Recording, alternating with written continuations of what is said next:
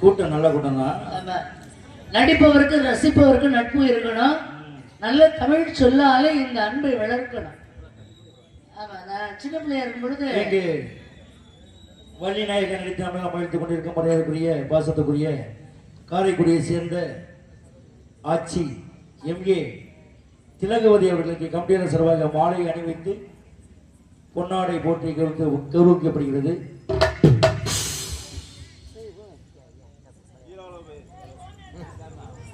Hello, கீழளவு காவல்துறை சார்பு ஆய்வாளரை மேடைக்கு வரும்படி அழைக்கின்றோம். மீண்டும் மீண்டும் தெரிவிக்கின்றோம். கீழளவு காவல்துறை சார்பு ஆய்வாளர்களை எமது விழா கமிட்டியின் சார்பாக மேடைக்கு வரும்படி அழைக்கின்றோம்.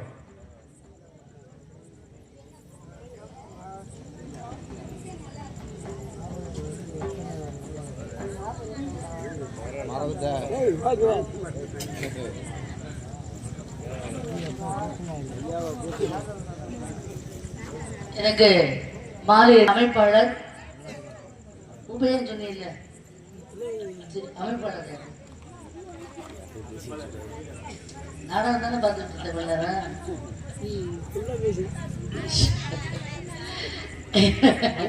அதுதான் எங்க ரொம்ப கவனம் வச்சிருந்தது. அனைவருக்கும் என்னுடைய பணிவான வணக்கங்களையும் நன்றிகளையும் தெரிவித்துக் கொள்கிறேன். எப்பவுமே நம்மளை மதிச்சு வராதவங்களை பத்தி நம்ம கவலைப்படக்கூடாது. நம்மளையும் மதிச்சு ஒரு பேர் வந்து உட்கார்ந்து இருக்காங்க பாத்தீங்களா, அவங்களுக்கு முதல்ல நம்ம மரியாதை கொடுக்கணும். அதற்காக இந்த தோல் சரி இருக்கட்டும். அதனால ஒன்றும் பிரச்சனை இல்லை. எல்லாம் அவன் செயல் அவனின்றி ஒரு அணுவும் அசைவதில்லை. எல்லாமே எல்லா நேரத்துல அப்படியே அமைஞ்சிடறதில்லை. கூட்டம் பயங்கரமா இருக்கும். ஒலிபெருக்கி சத்தமே வராது. என்ன பண்றது, ரசிகர்கள் இவ்வளவு பேர் இருக்காங்க, நம்ம என்ன பண்றது, தொண்டையில வலி வந்தாலும் கத்திதே ஆகணும், வேற வழி இல்லை. ஒலிபெருக்கி நல்லா இருக்கும். அன்னைக்கெல்லாம் அற்புதமான எங்க ஒலிபெருக்கி மாதிரியே நல்லா இருந்துச்சு. ஆனால் ரசிகர்களும் இருந்தாங்க. எங்க இருந்தாங்க தெரியுமா? இந்த அவ்வளவு தூரத்துல உட்காந்துருக்காங்க. இவங்களும் அது பரவாயில்ல, பக்கத்துல உட்காந்துருக்காங்க. அவ்வளவு தூரத்துல உட்காந்து அவங்க முகத்தை பார்த்து நம்ம எப்படி என்ன விரும்புறாங்க, இந்த பாட்டு பிடிக்குதா இல்லை அந்த வசனம் பிடிக்குதா எப்படி தெரிஞ்சுக்கிறது அப்படிலாம் இல்லாம பக்கத்துல உட்கார்ந்து அமர்ந்திருக்கூடிய எல்லாருக்கும் மனமார்ந்த நன்றி. நம்பினாருடைய வளர்ப்பு மகள் நான். காவலுக்கு செல்ல வேண்டியது என்னுடைய கடமை. ஏன் அப்பா காவலுக்கு போகணும்னு சொன்ன உடனே கிளம்பி வந்தேன். ஒரே ஒரு காரணம் தான். 10 கோவிலுக்கு கும்பாபிஷேகம் பண்ணி வைக்கிறாருல, சொர்க்கத்துல இடம் யாருக்கு இருக்கு தெரியுமா? 10,000 கோவில் கும்பாபிஷேகத்துக்கு செலவு பண்ணி பண்றாருல்ல, அவருக்கு சொர்க்கத்துல இடம் கிடைக்குமான்னா இல்ல. 10,000 பேத்துக்கு அன்னதானம் வழங்குறேன்னு வழங்குறாருல்ல, அவருக்கு சொர்க்கத்துல இடம் இருக்குமா அப்படின்னா இல்ல. யாருக்கு சொர்க்கத்துல இடம் இருக்கு தெரியுமா? தான் பெற்ற தாய் தந்தையரை மனம் நோகாமல் உணவளித்து அவரை பாதுகாப்பவர்கள் யார் யாரோ அவர்களுக்கு மட்டுமே சொர்க்கத்துல இடம். நன்றி. அதனால முதல்ல தாய் தந்தையரை வணங்கி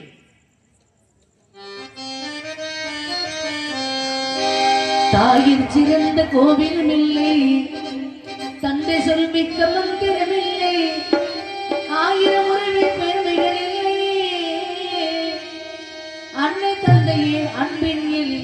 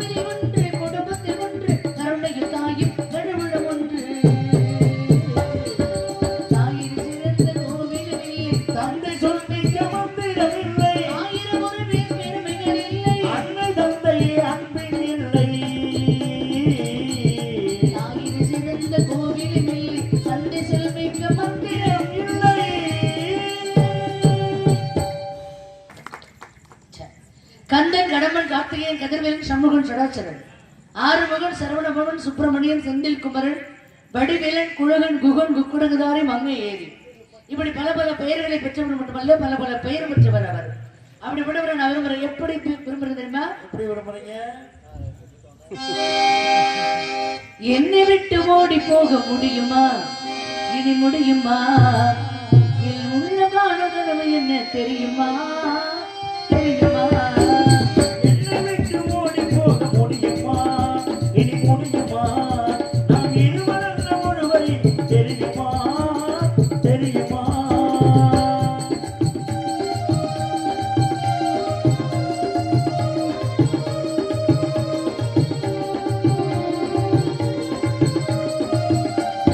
கண்ணுக்குள்ளே புகுந்து அதில் சொன்ன பின்னே எண்ணத்திலே நெருங்குவதில் இடம்பிடித்த பின்னே, கண்ணுக்குள்ளே புகுந்து அதில் சொன்ன பின்னே எண்ணத்திலே நெருங்குவதில் இடம்பிடித்த பின்னே, எந்த நன்மை தந்தை சம்மதித்த பின்னே, எந்த நன்மை தந்தை சம்மதித்த பின்னே, அன்பின் தன்மையை இழந்து கொண்ட பின்னே, என்னை விட்டு ஓடி போக முடியுமா, இனி முடியுமா, இருவரில் ஒருவர் இனி தெரியுமா, தெரியுமா.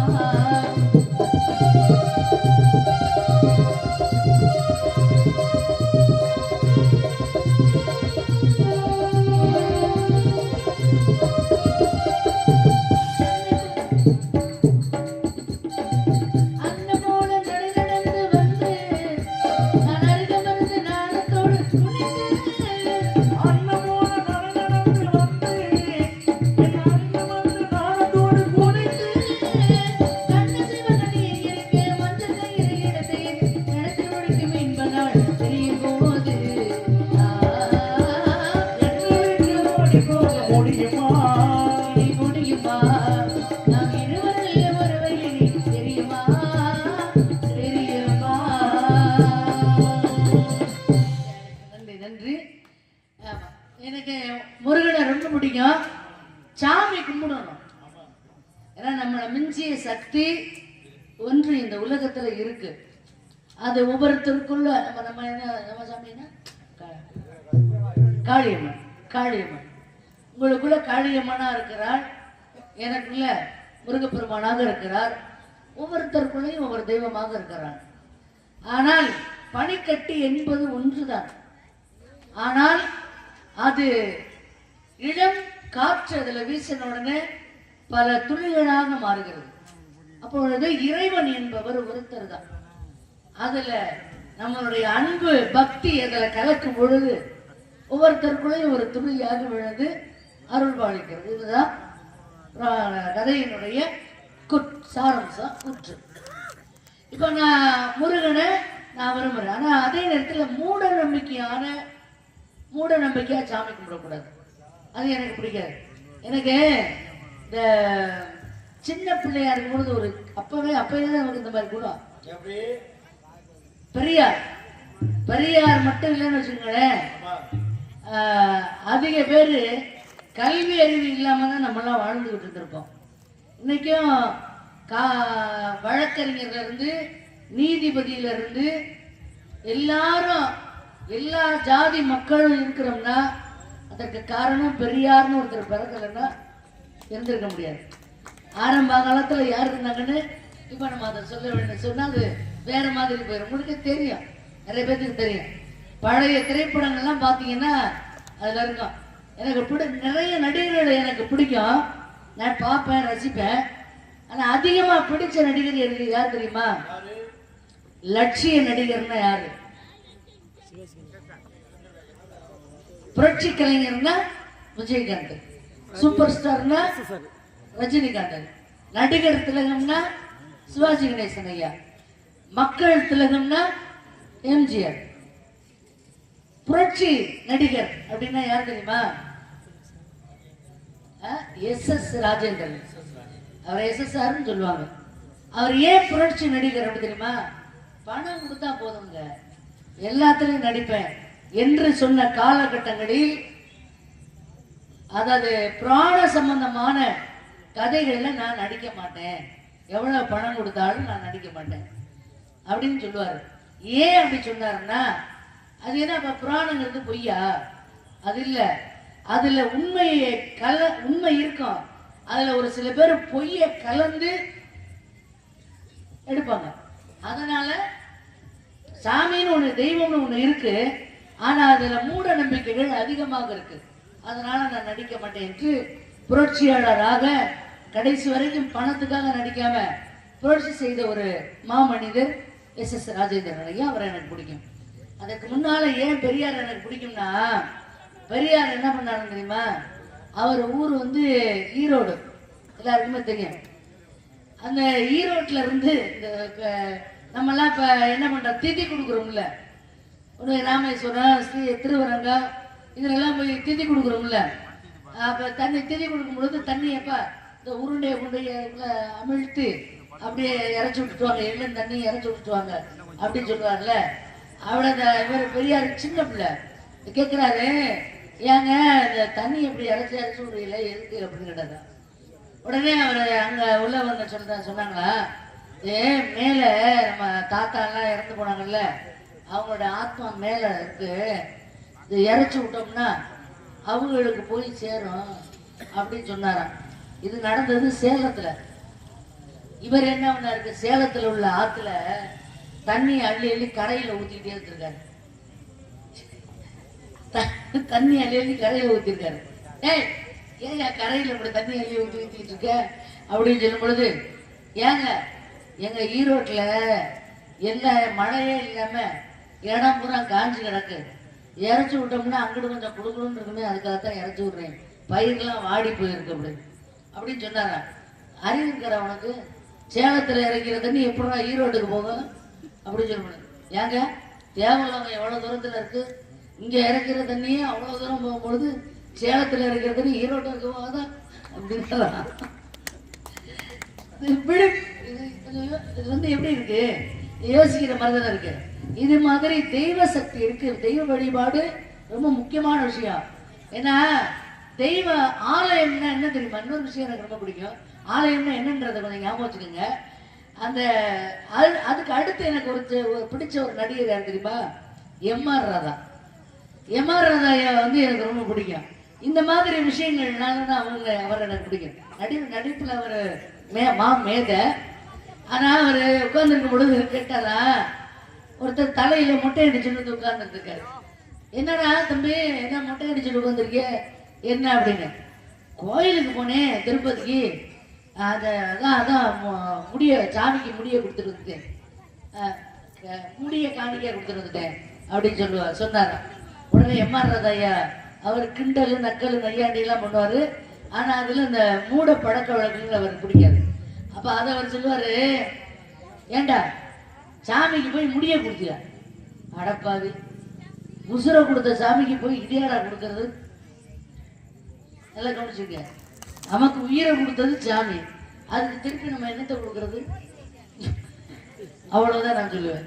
புரிஞ்சா எங்க அண்ணன் புயல்ராஜன் சொல்ற மாதிரி புரிஞ்சா புரியன்னா விட்டுருங்க. அப்ப உசுர கொடுத்த சாமிக்கு நம்ம எதை கொடுக்கறது யோசிக்கிறோம்ல.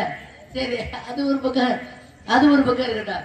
இப்படி இந்த மாதிரியான விஷயங்கள் பேசும் பொழுது கொஞ்சம் வந்து யோசிக்கிற மாதிரி தான் இருக்கு.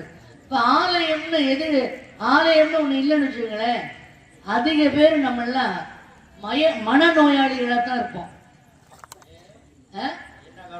கண்டதை கடனை மட்டும் மனசுக்குள்ள போட்டு குழப்பிக்கிட்டு. ஆமா, இந்த உலகத்திலேயே விலை மதிப்பற்ற ஒரு மொழி எது தெரியுமா? கண்ணீர் தான். நான் நிறைய மொழிகளை படிக்கல, ஓரளவுக்கு கொஞ்சம் தெரியும் வச்சுக்கோங்க ஒவ்வொரு மொழிகள். ஆனா எத்தனை மொழிகள் இருந்தாலும் இந்த கண்ணீர் மொழின்னு ஒண்ணு இருக்க, அதுக்கு விலை இந்த உலகத்துல ஈடு எதுவுமே இல்லை. நீங்க இறைவன் முன்னாடி போய் ஒரு சொட்டு கண்ணீரை வடிச்சிட்டு வாங்க, ஒரு சொட்டு கண்ணீரை விட்டுட்டு வாங்க, கண்டிப்பா அதற்கு பலன் உண்டு. இது வந்து இந்த அம்மா என்ன சாமி இருக்குன்னு சொல்லுதா இல்லைன்னு சொல்லுதாங்க குழப்பமெல்லாம் வேண்டாம். தெய்வ சக்தி இருக்கு, அதை இந்த மாதிரி மூட நம்பிக்கைகளாக மாற்றி கும்பிடாதீங்க அப்படிங்கிறது என்னுடைய கூற்று. சரியா? நான் என் வாழ்க்கையில கண்ட விஷயம் என்னன்னா, ரொம்ப மன கஷ்டத்துல இல்ல பண கஷ்டத்துலயோ ஏதாவது ஒரு வாழ்க்கையில தோல்வி அடைஞ்சிடும் இந்த இடத்துல, இது எப்படி நான் முன்னேற்றம் அடைகிறது அப்படின்னு யோசிச்சுட்டு இருக்கும் பொழுது எனக்கு யாராவது ஒருத்தர் வந்து உதவி செய்வார். யாராவது ஒருத்தர் வந்து யோசனை சொல்லுவார், இது இப்படி செய்யலாமே அப்படின்னு சொல்லுவார். ஆனா அவர் பேரை கேட்டோம்னு வச்சுக்கோங்களேன், அவர் பேர் முருகப்பெருமானுடைய பேரா தான் இருக்கும். அப்ப முருகனை ஒவ்வொரு தெய்வத்தையும் நீ வணங்குனீங்கன்னா கண்டிப்பா அவரே வந்து கடவுள் நேரடியா வராட்டியும் மனிதர்கள் மூலமாக வந்து உங்களுக்கு உதவி செய்வார் என்பதை அன்போடு பணியோடு இதை ஏற்றுக்கொள்ள வேண்டும் என்று அன்போடு கேட்டுக்கொள்கிறேன். நன்றி, வணக்கம். சரி, இப்போ முருகனை நான் எந்த அளவுக்கு விரும்புறேன் அப்படின்னு நான் நினைச்சிருக்கேன்.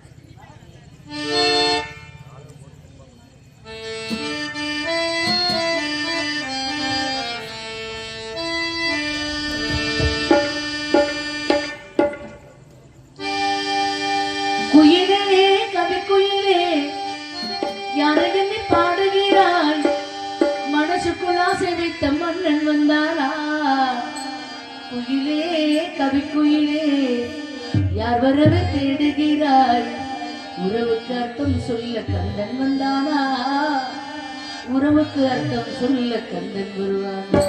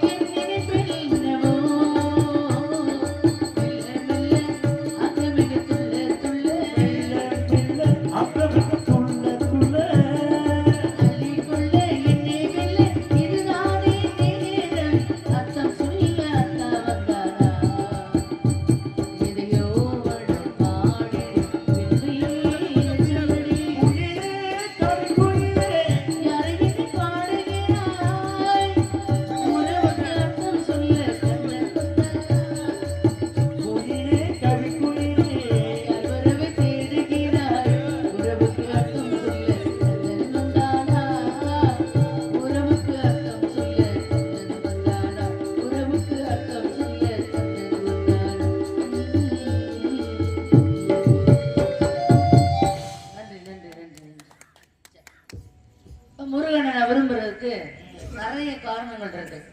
இதுல ஒரு ரொம்ப பிடித்தமான காரணம் என்ன தெரியுங்களா?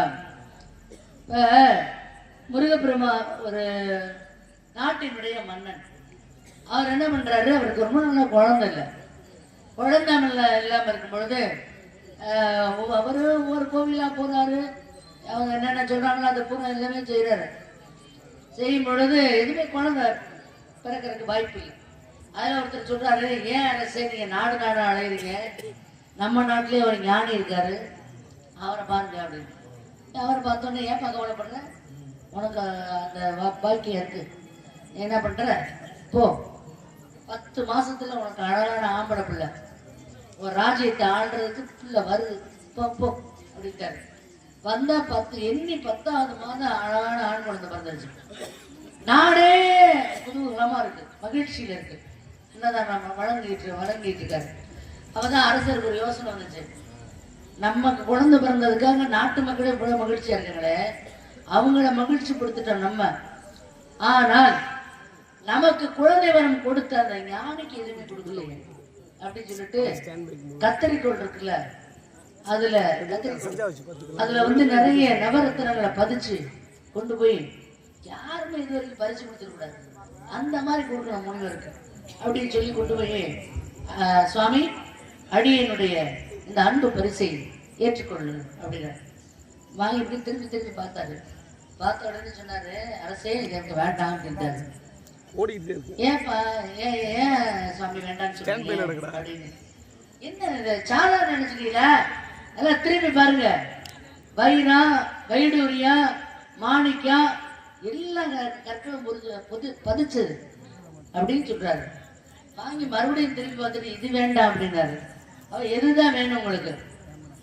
தையல் கடைக்காரர் வச்சிருப்பார்ல ஊசி, கை ஊசி, அது இருந்தா எனக்கு ஒன்று கொடுங்க, அது போதும் அப்படின்னாரா. ஐயா கடை பழைய துணி நிறைய கிடக்கும் போல இருக்குன்னு அப்படின்னு நம்மளா இருந்தா நினைச்சிருப்போம். ஆனா அரசர்ல யோசிக்கிறாரு, இவ்வளவு விளைவு இருந்ததை வச்சுட்டு இது வேண்டாம்னு சொல்றாரு, இது வேணும்னு சொல்றாரு அப்படின்னு சொல்லி என்ன காரணம் சுவாமி நீங்க கேட்கறதுக்கு அப்படின்னு சொல்லிட்டு அப்பதான் சொன்னாரா, கோடி கோடியாக விலை கொடுத்து வாங்கினாலும் கத்திரிக்கோளினுடைய தன்மை என்ன தெரியுமா? ஒன்றாக இருப்பதை பிரித்து வைக்கும் தன்மை உடையதுதான் கத்திரிக்கோள். ஆனா ₹1 விலை பெறுமானமாக இருந்தாலும் ஊசியினுடைய தன்மை பிரிஞ்சு கிடக்கிறத இணைத்து வைக்கும் சக்தி வாய்ந்ததுதான் ஊசி. அப்ப என்னைய பொறுத்த வரைக்கும் யாரையும் பிரிச்சு விடுறது எனக்கு பிடிக்காது. எவ்வளவு பகைமையாக இருந்தாலும் அவர்கள் ஒற்றுமையாக இருப்பதுதான் எனக்கு பிடித்தமானது அப்படின்னு சொன்னார். அதனாலதான் அவர் ஞானியா இருக்காரு. நான் விரும்புறவர் இருக்காரு. இந்த கதைக்கு நான் விரும்புறதுக்கு என்ன சம்பந்தம்? அவர் ஞானிக்கு எப்படி அந்த கை ஊசி பிடித்ததோ அதுபோல முருகப்பெருமானுக்கு எது பிடிக்கும் தெரியுமா? பகைமை பிடிக்காது முருகனுக்கு. இந்த உலகத்திலேயே தண்டிக்க தெரியாத ஒரு தெய்வம் யார் தெரியுமா? தண்டனை கொடுக்க தெரியாத ஒரு தெய்வம் முருகப்பெருமான் ஒருத்தர் மட்டும்தான். நீங்க எல்லாத்தையும் நான் படிச்ச வரைக்கும் புராணங்கள்ல நிறைய தெய்வங்கள் தெய்வ அசுரம் வதம் பண்ணியிருக்கு, சம்ஹாரம் பண்ணியிருக்கு. ஆனால் முருகப்பெருமான் ஒருத்தர் மட்டும்தான் ஆட்கொள்ளும் தெய்வம். எதிரியாக இருந்தால் அவனுக்கு தண்டனை கொடுக்கணும் அப்படின்னு நினைக்க மாட்டார். நினைக்கிறது இல்ல, அவருக்கு தெரியாது. அப்படி யாராவது பார்த்துருக்கீங்க நீங்க?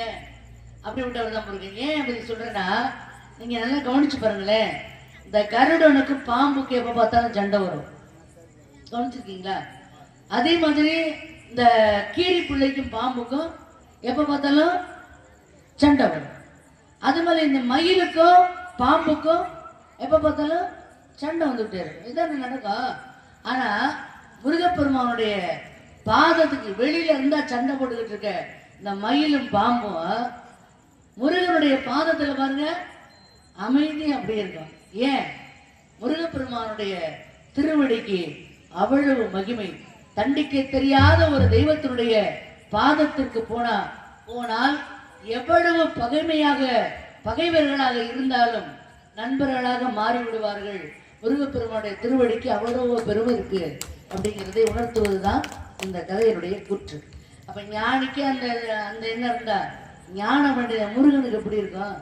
அதனாலதான் அவரை நான் விரும்புறேன். எப்படி விரும்புறேன் தெரியுமா? ஒருவர் மீது ஒருவர் சாய்ந்து ஓடம் போலே ஆடலாம். ஒருவர் மீது ஒருவர் சாய்ந்து ஓடம் போலே ஆடலாம் பாடலாம். ஒருவர் சொல்ல ஒருவர் கேட்டு